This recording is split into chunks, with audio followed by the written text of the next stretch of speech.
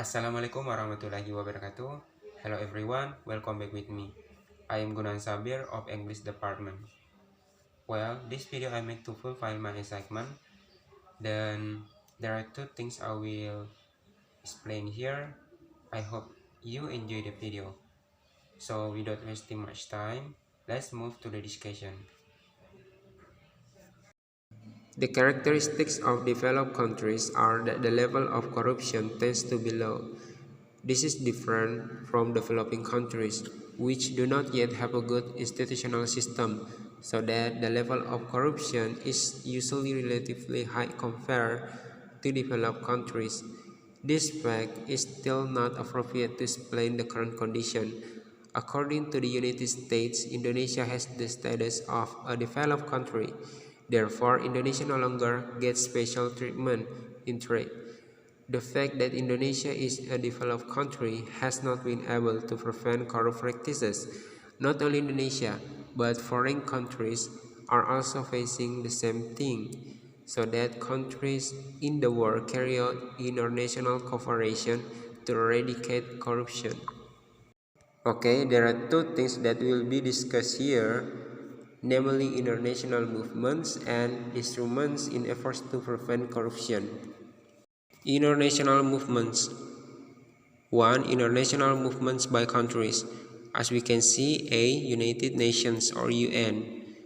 The United Nations or UN is an international intergovernmental organization that aims to maintain international peace and security, foster friendly relations between nations, and build international cooperation. The UN General Assembly once emphasized the need to develop a global strategy against corruption and invited UN member countries to review all policies and domestic laws and regulations of each country to prevent and control corruption. B. World Bank or WB. The World Bank is an international financial institution that provides loans to developing countries for capital grant programs. In order to prevent corruption in the World Bank Institute developed the Anti-Corruption Core Program, which aims to instill awareness about corruption and involve civil society in eradicating corruption, including providing a means for developing countries to develop national action plans to eradicate corruption. C. Organization for Economic Cooperation and Development or OECD. The Organization for Economic Cooperation and Development is a government organization consisting of 34 countries. Its aim is to develop and promote social and economic policies. The European Union or EU. The European Economic Community is a regional organization whose aim is to unite the economics of its member states.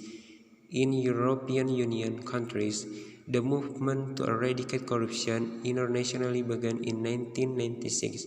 In 1997, the Council of Europe Programme Against Corruption accepted a political agreement to eradicate corruption by making this issue a priority agenda.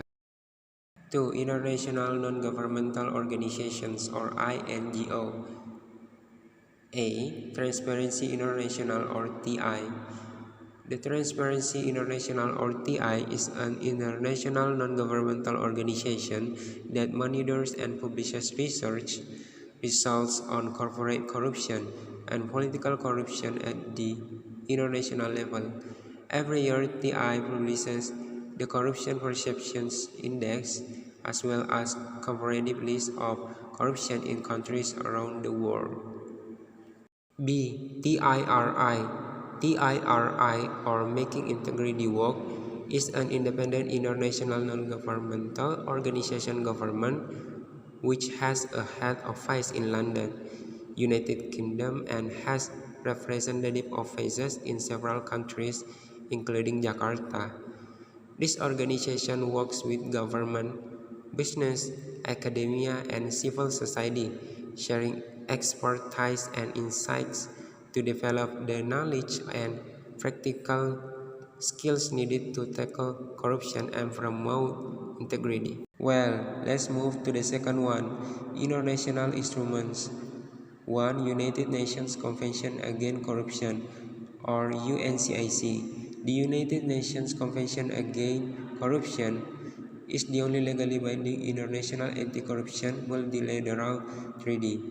Some of the important things regulated in the convention are A. Prevention problems, B. Criminalization, C. International cooperation, and D. Return of assets preceded by corruption.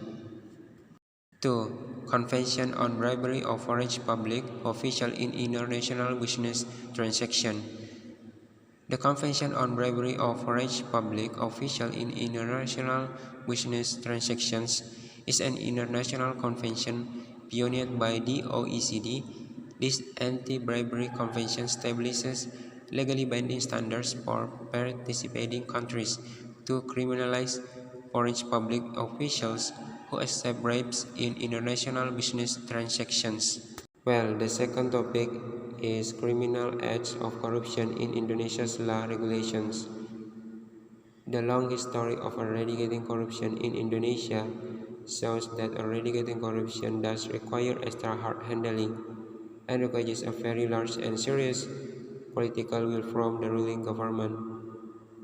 Both laws that specifically regulate the eradication of corruption are actually not enough to show the government's seriousness or commitment, so that it needs more than just to produce a statutory regulation, namely implementing the provisions stipulated in the law by encouraging the authorized law enforcement officers to eradicate corruption in firms, courageous and indiscriminate ways. The following are some examples of laws and regulations that have been used to eradicate corruption. 1. Corruption offenses in the Criminal Code. The Criminal Code is a form of criminal law rules that are compiled in one document or book as a unit, or what is called a codification. In it, there are various types of criminal acts such as theft, murder, rape, fraud, persecution, forgery, and so on. Although it doesn't specifically regulate corruption in it, the Criminal Code has regulated many acts of corruption, the arrangement of which has been followed and imitated by lawmakers to eradicate corruption today.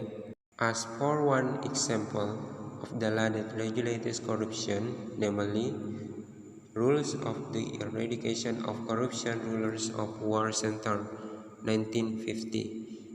The regulation of the eradication of corruption by the Central War Authority was then followed by a military regulation in 1957.